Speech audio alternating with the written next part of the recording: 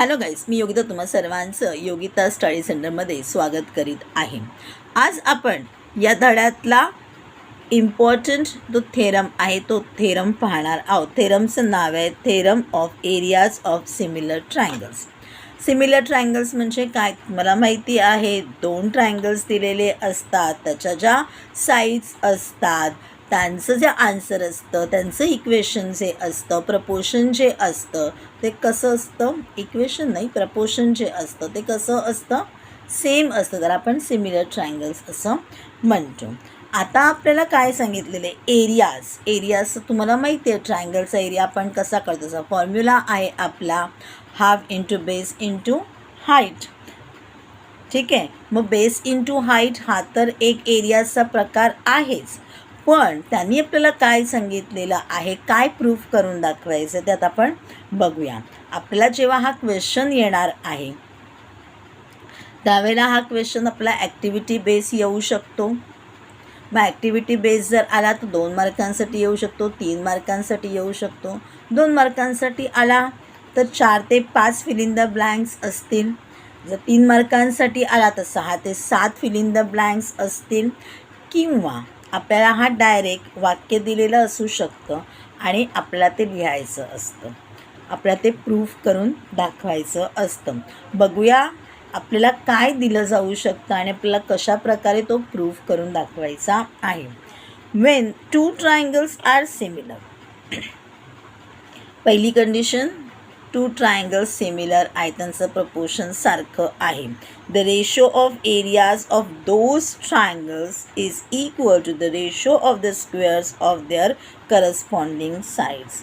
मग त्यांचा एरियाज घ्यायचा आहे, म्हणजे आवश्यकता नाही त्यांनी सांगितलं की एरियाज काढायचे आहे तर त्यावेळेला तुम्हाला बेस आणि हाईट माहिती हवी. तर त्यांनी सांगितलं एखादी करस्पॉन्डिंग साईड्स असेल तर त्याच्या स्क्वेअर एवढा तो असतो असं त्यांनी सांगितलेलं आहे आणि ते आपल्याला प्रूफ करून दाखवायचं की खरोखर तो त्याच्या स्क्वेअर एवढाच असतो.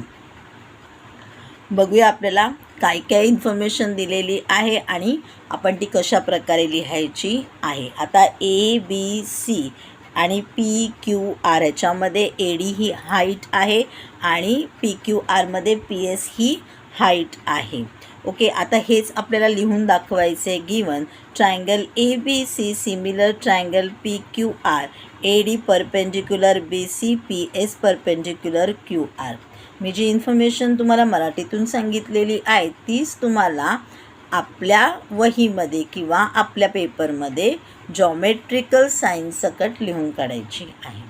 विचार करताना साध्या भाषेत विचार करणार आहात, पण लिहिताना जॉमेट्री आहे तर जॉमेट्रिकल साईनच्या भाषेमध्ये लिहिणार आहात. काय करायचं आहे proof, area of triangle ABC upon area of triangle PQR equal to AB square upon PQ square equal to BC square upon QR square equal to AC square upon PR square. त्यांनी काय सांगितलं आहे, corresponding साईडच्या square एवढा असतो, म्हणजे कुठली तरी एकच करस्पॉन्डिंग साईड्स दिलेली असेल तिच्या स्क्वेअर एवढा तो असणार आहे. इक्वल दिलेले म्हणजे सगळेच दिलेले आहेत, सगळ्यांचंच दाखवायचं आहे असं नाही आहे, कुठलं तरी एक दाखवायचं आहे तर त्याच्यावरून आपल्याला सगळेचे सगळे जे आहेत ते प्रूफ करता येणार आहेत. मग तो कसा करायचा आहे प्रूफ ते बघूया आपण. Area of triangle ABC upon area of triangle PQR equal to BC into area upon QR into PS. मी तुम्हाला आत्ता सांगितलं बेस इंटू हाईट हे आपलं झालं equation number 1. In triangle ABD and in triangle PQS angle B equal to angle Q. बघा इथे sine केलेली आहे, इक्वल आहेत ते ह्याची, मग तेच आपण इथे लिहून काढलं, गिवन दाखवलं. Angle ADB equal to angle PSQ equal to 90 degree. मग अशी मी तुम्हाला सांगितलं परपेंडिक्युलर आहेत म्हणजे 90 डिग्री आलेला आहे, राईट अँगल आलेला आहे, तेच आपण लिहून दाखवलेलं आहे. Therefore according to AA test angle ABD similar to angle PQS. वाक्य काय म्हटलेलं आहे, when two triangles are similar. त्यांनी भलेही आपल्याला दिलेलं आहे ABC आणि अँगल PQR हे कसे आहेत, सिमिलर आहेत.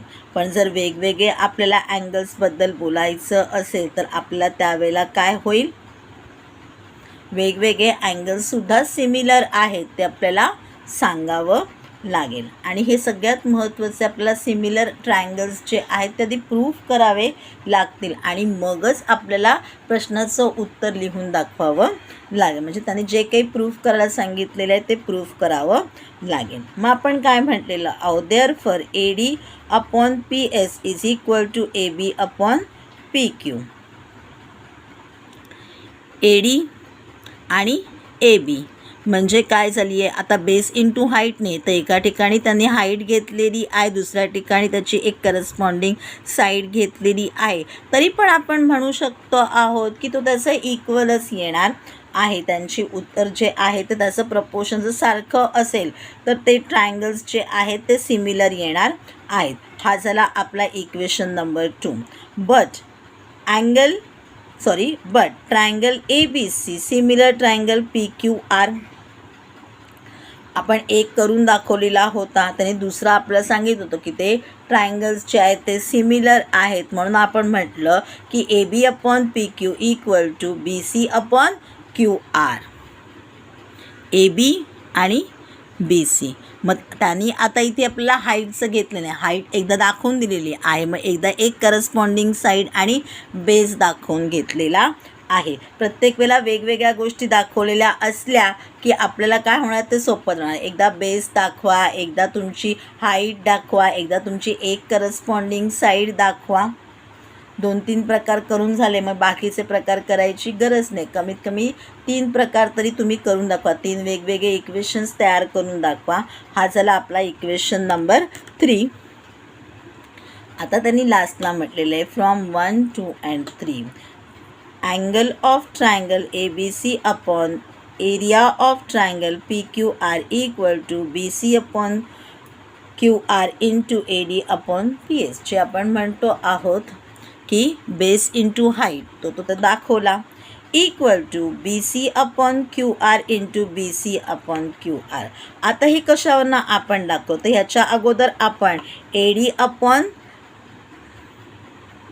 PS जो होता त्याला आपण AB अपॉन PQ सांगितला. आता AB अपॉन PQला आपण BC अपॉन QR दाखवलाच, म्हणजेच आपण इनडिरेक्टली काय झालं होतं तर AD अपॉन PSला आपण BC अपॉन QR पकडू शकतो,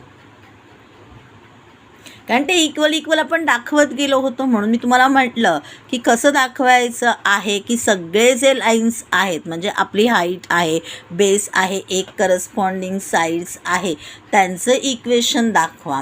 म्हणजे तुम्हाला काय होईल की कुठलंही इक्वेशन तुम्ही सेम आहे हे दाखवू शकता, कारण तुम्ही म्हणतातच आहात इथे की फ्रॉम 1, 2 and 3. आता काय झालं, म्हणजेच काय झालं, जर दोन्ही सेम असते तर BC square upon QR square झालं. मग आता जर का आपल्याला दुसरी कोणती आपण साईड घेतली तर तिचं पण आपण तसंच सांगू शकतो, जसे की AB अपॉन PQ आहे, AB अपॉन PQ आहे, AB अपॉन PQ आहे, AD upon PS into BC upon QR जरी झालं तरी तो आपण AB square upon PQ square दाखवू शकतो. बरोबर. थर्ड जे आहे ते कसं दाखवलेलं आहे, तर ह्या करस्पॉन्डिंग साईड्सबद्दल आपण बोललेलोच नव्हे. बघूया एकदा ही करस्पॉन्डिंग साईड कोणती आहे.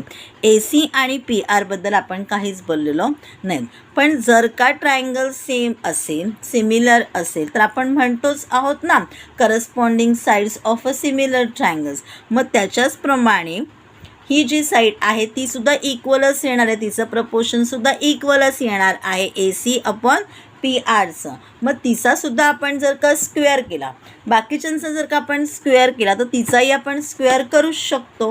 म्हणून मग त्यांनी म्हटलेलं आहे equal to AC square upon PR square.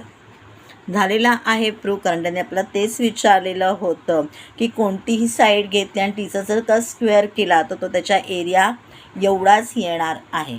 हे आपण प्रूफ करून दाखवलेलं आहे. दोन्ही गोष्टी इक्वल्स दाखवा, म्हणजे कोणत्याही नंबर्स आपल्याला प्रूफ करता येईल आणि मग आपल्याला त्याचा स्क्वेअर दाखवता येईल.